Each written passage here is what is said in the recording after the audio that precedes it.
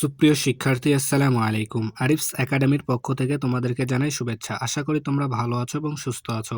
আজকে আমি তোমাদের গণিত বইয়ের পৃষ্ঠা নম্বর 21-এর যতগুলো অঙ্ক আছে সবগুলো সমাধান করে দিব, ঠিক আছে? তাহলে চলো প্রথমে আমরা 3 নম্বরটা দিয়ে শুরু করি। তো দেখো 3 নম্বরে বলছে কি একটি পোশাক কারখানায় 6,432 জন পোশাক শ্রমিক কাজ করেন, ঠিক আছে? এই বছর 231 জন শ্রমিক নতুন আসলেন, ঠিক আছে? তাহলে 6,432 জন কাজ করতো, অলরেডি কাজ করছে। আরও নতুন আসলো এবছর 231 জন, ঠিক আছে? এবং 153 জন শ্রমিক অন্য কারখানায় চলে গেলেন।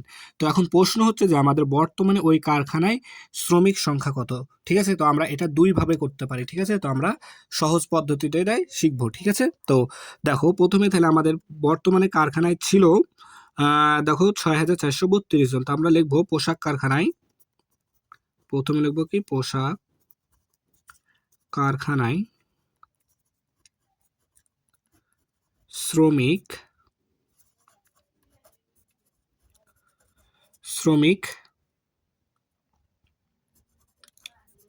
কাজ করেন সমান সমান 6,432 জন, ঠিক আছে? এটা কাজ করেন। এখন নতুন আসলো 231 জন, তাহলে লিখবো পোশাক কারখানায় নতুন শ্রমিক আসলেন, ঠিক আছে? তাহলে নতুন শ্রমিক আসলেন কতজন? 231 জন। তাহলে 231 জন।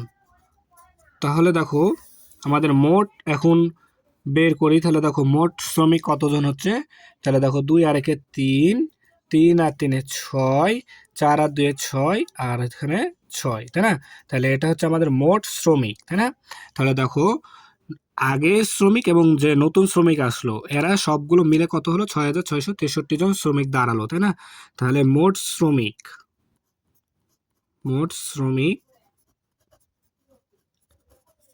কাজ করেন, তাহলে মোট শ্রমিক কাজ করেন 6,663 জন, ঠিক আছে? এখন দেখো এখন আমাদের বলেছে কি 153 জন শ্রমিক আবার অন্য কারখানায় চলে গেছে। তাহলে এখন লিখবো যে শ্রমিক চলে গেলেন অর্থাৎ অন্য কারখানায় চলে গেছে, ঠিক আছে? চলে গেলেন সমান সমান কতজন? দেখো 153 জন, তাই না? 153 জন, ঠিক আছে? তাহলে এখন আমরা এটা থেকে যদি বিয়োগ করে দিই, তাহলে ওই কারখানায় বর্তমানে কতজন শ্রমিক আছে তা আমরা বের করে ফেলতে পারবো। দেখো তাহলে দেখো 3 থেকে 3 বাদ দিলে 0, 6 থেকে 5 বাদ দিলে হয় 1, 6 থেকে 1 বাদ দিলে 5, আর 6 এখানে চলে আসবে। তাহলে দেখো বর্তমানে আমাদের শ্রমিক আছে কতজন? তাহলে 6,510 জন, ঠিক আছে? এগুলো হচ্ছে কি সহজ পদ্ধতিতে আমরা এভাবে করতে পারি, ঠিক আছে? তাহলে এখন লিখবো বর্তমানে কারখানায় শ্রমিক সংখ্যা, ঠিক আছে? তাহলে বর্তমানে আমাদের শ্রমিক সংখ্যা কত? 6,510 জন। তো আমরা এখানে লিখে দেব উত্তর 6,510 জন, ঠিক আছে? তাহলে এটা আমাদের শেষ, ঠিক আছে? এরপরে 4 নম্বর অঙ্কটা সমাধান করি। তো দেখো 4 নাম্বারটা বলছে কি যে 3 ডজন ডিম, ঠিক আছে? 3 ডজন ডিম ও 5 হালি কলার মূল্য 620 টাকা, ঠিক আছে? 1 ডজন ডিমের মূল্য 140 টাকা, ঠিক আছে? তাহলে 1 ডজন ডিমের মূল্য 140 টাকা হলে একটি কলার মূল্য কত? তো দেখো ভাইয়া এখানে আমাদের 3 ডজন ডিম, তাহলে 3 ডজন ডিম ও 5 হালি কলার মূল্য কিন্তু 620 টাকা। আর এখানে আমাদের দেখো ক্লু দিয়ে দিয়েছে যে 1 ডজন ডিমের মূল্য 140 টাকা, ঠিক আছে? তাহলে আমরা ডিম কিনেছিলাম কয় ডজন? 3 ডজন। তো আমরা প্রথমে করব দেখো যে 1 ডজন ডিমের মূল্য, তাহলে দেখো 1 ডজন ডিমের মূল্য কত? 140 টাকা, তাই না? এখন দেখো আমরা ডিম কিনেছিলাম কয় ডজন? 3 ডজন, তাই না? তাহলে অতএব 3 ডজন ডিমের মূল্য, তাহলে 140 গুণ 3, তাই না? এত টাকা। তাহলে এখন দেখো যদি গুণ করি 3 শূন্য 0, 3 4 12, 2 হাতে থাকে 1, 3 1 3 আর 1 4, তাহলে 420 টাকা। তাহলে এটা আমরা পেলাম 3 ডজন ডিমের মূল্য, ঠিক আছে? তাহলে দেখো এখন আমরা যদি এই টাকা থেকে এই টাকাটা বিয়োগ করি তাহলে 5 হালি কলার দাম পাবো, ঠিক আছে। তাহলে দেখো, এখন আমরা করব কি 3 ডজন ডিম, তাই না, সরি 3 ডজন ডিম ও 5 হালি কলার মূল্য। তাহলে দেখো এদের একত্রে মূল্য দেওয়া আছে কত, আমার 620 টাকা, 620 টাকা। এখন যদি আমি এই 3 ডজন ডিমের দাম বাদ দিয়ে দিই তাহলে কলার দামটা থাকবে, তাই না। তাহলে দেখো 3 ডজন ডিমের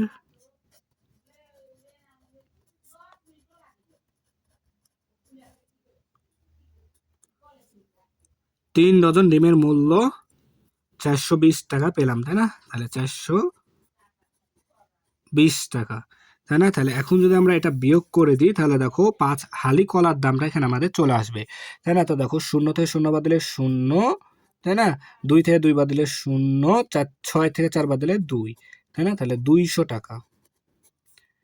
তাহলে দেখো, তাহলে এখানে 5 হালি, তাহলে 3 ডজন ডিমের দাম এখানে বাদ চলে গেলো, তাহলে আমাদের থাকছে 5 হালি কলার দাম, তাই না। তাহলে এখানে লিখবো 5 হালি কলার দাম। দেখো তাহলে 5 হালি কলার দাম হচ্ছে আমাদের 200 টাকা, তাই না। তাহলে এখন যদি আমরা এখান থেকে 1 হালি কলার দামটা বের করতে পারি, তাই না, তাহলে দেখো আমাদের কি এখানে এখন 1 হালি কলার দাম বের করতে হবে আগে, ঠিক আছে। তাহলে দেখো 5 হালির দাম যদি 200 টাকা হয় তাহলে অতএব 1 হালি কলার দাম বা কলার মূল্য একই কথা, ঠিক আছে।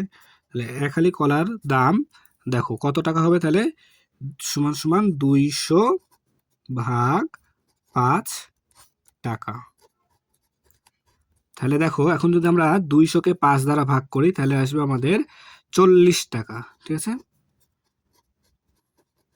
40 টাকা। তাহলে 1 হালি কলার দাম হচ্ছে আমাদের 40 টাকা। তাহলে দেখো ভাইয়া, অর্থাৎ এখানে 4টি কলার দাম, 1 হালি সমান কয়টি, 1 হালি সমান 4টি, তাই না। তাহলে 4টি কলার দাম 40 টাকা। তাহলে আমাদের বলেছে প্রশ্নে কয়টি কলার দাম, 1টি কলার দাম বের করতে। তাহলে এখন আমরা লিখবো 4টি কলার দাম। এটা কিন্তু সিরিয়াল মেনটেন করে সুন্দর করে করতে হবে, ঠিক আছে।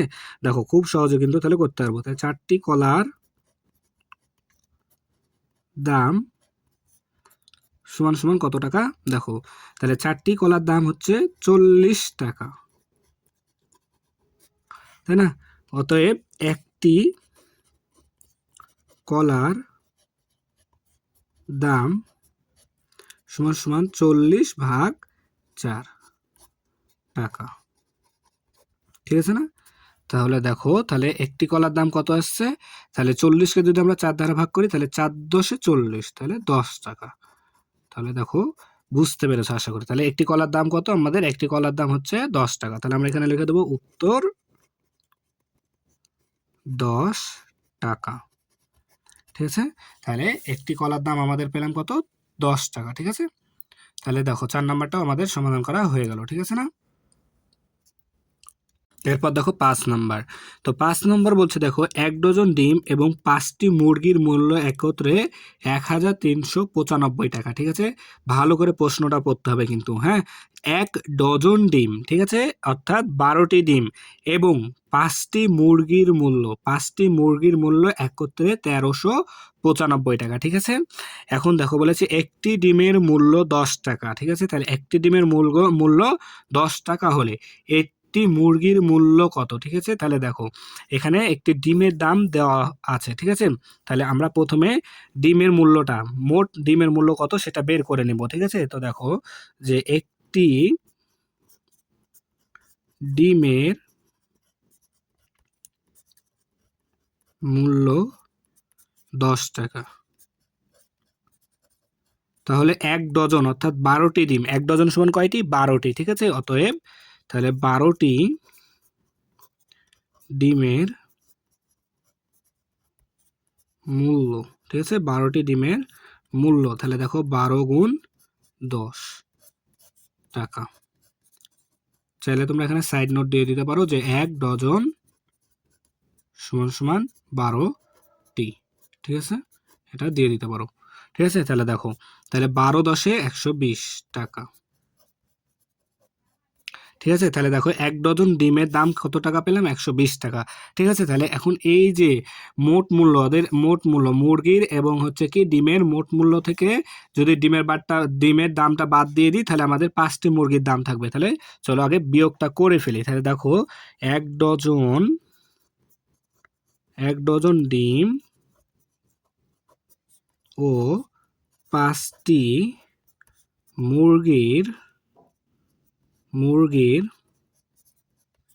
মূল্য একত্রে কত টাকা? 1395 টাকা, তাই না? তাহলে এখান থেকে আমরা মুরগির ডিমের মূল্যটা বাদ দিয়ে দেবো, তাই না?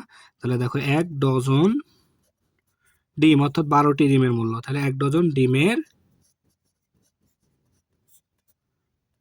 মূল্য সমান সমান কত টাকা? 120 টাকা, ঠিক আছে না? তাহলে এটা এখন বিয়োগ করে দেবো, তাহলে 5টি মুরগির দাম পাবো, তাই না?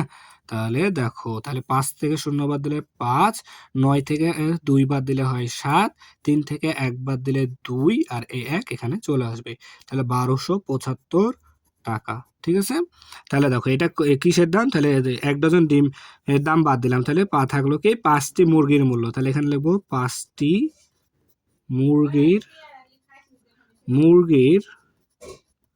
মূল্য, তাই না? 5টি মুরগির মূল্য সমান সমান 1275 টাকা, তাই না? তাহলে আমাদের বলেছে কি একটি মুরগির মূল্য কত? তাহলে এখানে লিখবো যে অতএব একটি মুরগির